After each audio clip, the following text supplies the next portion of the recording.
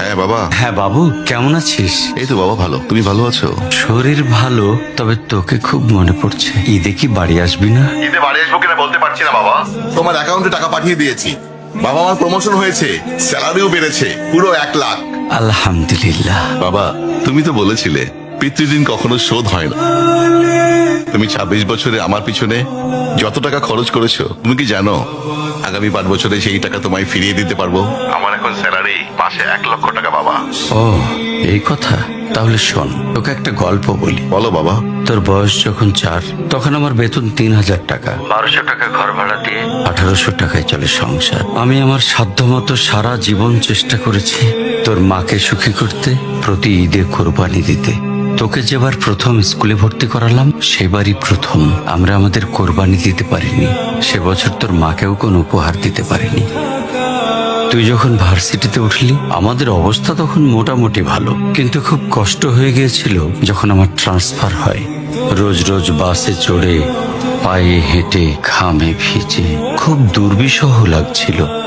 একদিন শোরুম থেকে একটা বাইক দেখে আসলাম। সে রাতে আমি স্বপ্নেও দেখেছিলাম আমি বাইকে চড়ে অফিসে যাচ্ছি। কিন্তু পরের দিন তুই বায়না ধরলি, জার্নি করতে তোর কষ্ট হয়। তোর কষ্টে আমারও কষ্ট হয় বাবা।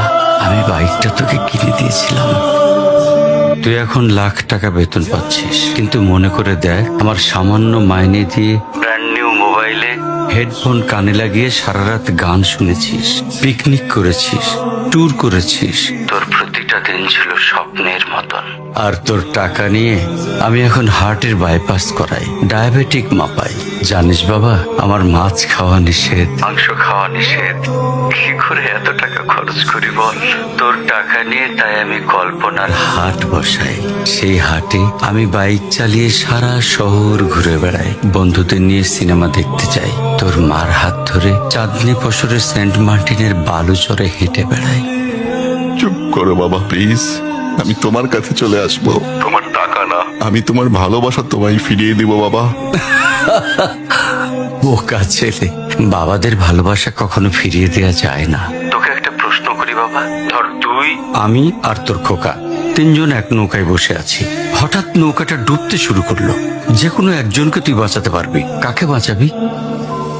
উত্তর দিতে হবে না। ছেলেরা বাবা হয়, বাবারা কখনো ছেলে হতে পারেনি। পৃথিবীতে সবচেয়ে ভারী জিনিস কি জানিস? পিতার কাঁধে পুত্রের লাশ। আমি শুধু জায়নামাজে বসে একটা জিনিস চাই, আমার কবরের ঘরটায় যেন আমি আমার ছেলের কাঁধে চলে যাই। তাহলেই তুই একটা ঋণ শোধ করতে পারবি, তোকে কোলে নেয়ার ঋণ।